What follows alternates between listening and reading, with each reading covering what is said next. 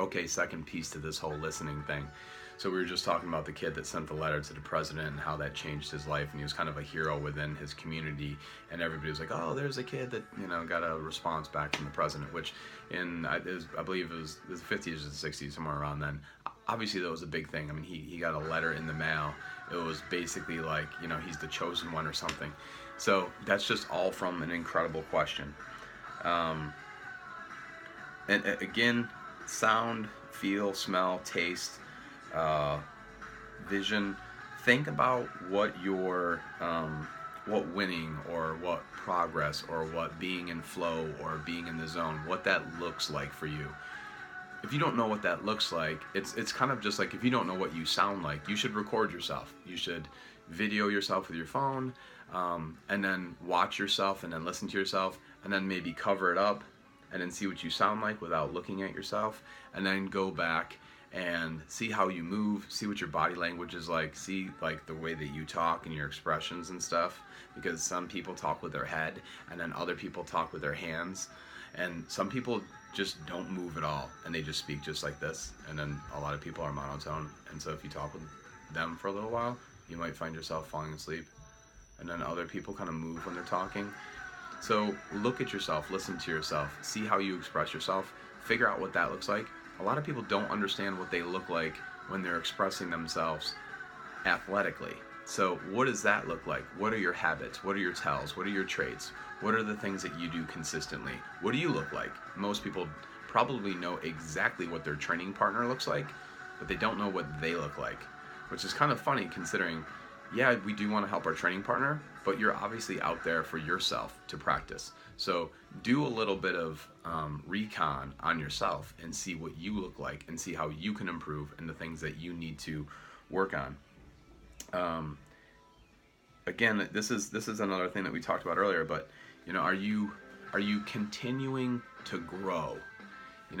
Are you listening to yourself, to your body, to the feedback that you're getting? Like I posted earlier, we have people who won't work with us for the summer, not because they don't want to, but because they feel like they're too busy or they're getting pulled in too many different directions. So what they'll end up doing is they'll end up doing something that's something to get them by, but they won't be doing the right stuff. They won't be working with a coach. They won't be laying it all out on the table, like on their calendar, what they have going on, and then training on the right days and recovering on the right days and focusing on, did they plan out their nutrition for this trip? Or are they just going to stop at whatever place and get something? Oh, well, I'll just get a salad from McDonald's. Now, with all due respect, and this could be any fast food, it could be Burger King, it could be, Jack in the Box, it could be whoever. Do you honestly think that a salad from said restaurant, if we want to call it a restaurant, is actually going to be as nutritionally viable or bioavailable as something you could actually make, prepare, and then take and put in a cooler? I mean, honestly, what do you think the level of nutrition is going to be in that environment versus your environment? So are you doing all of these things? Are you optimizing? And then are you listening to yourself? Do you know when you could actually train a little bit harder during the summer? Do you know when you have that window of opportunity to make progress? And if you did make that progress, how much different the rest of the summer would be? And then you probably wouldn't end up having to send me a text message or call me in the fall or heading into the winter. Hey, we're falling apart. Can you look at so-and-so's elbow? Can you check out their wrist? Can you check out their shoulder? Do you know what's going on with their neck? Can you check out their leg, their knee, their ankle, you name it. We've had everything under the sun. And I'm not saying this to make these people feel bad it's not about guilt, it's about education. We have been parenting, we have been teaching, we have been in colleges, we have been at the pro level, we've been at the high school level, we've been at middle school, elementary school, we've raised our own kids, so we've been there, done that with everything. You're not catching us by surprise with something that's happening, and when I give you feedback, it's honestly to help you. Yes, we do want to probably work with most of the people out there. We don't want to work with everybody because not everybody's ready. And if you're not ready and you're not at the level that we're at, I'll sit and listen to you and hear where you're at, and then I need to gauge if it's appropriate for you to work with us, or if you have a couple of other things you need to do first. Not everybody's ready. You don't put somebody on a high dive if they have never gone off the low dive, because it's probably too much of a jump for them. Just like you'll hear financial people always talking about, hey, listen, especially with like the law of attraction, The Secret, and stuff like that, they'll say, well, if you can believe it, you can achieve it. You have to see it before you can do it. And Wayne Dyer says that all the time. I think we've heard Al Pacino say that in Any Given Sunday.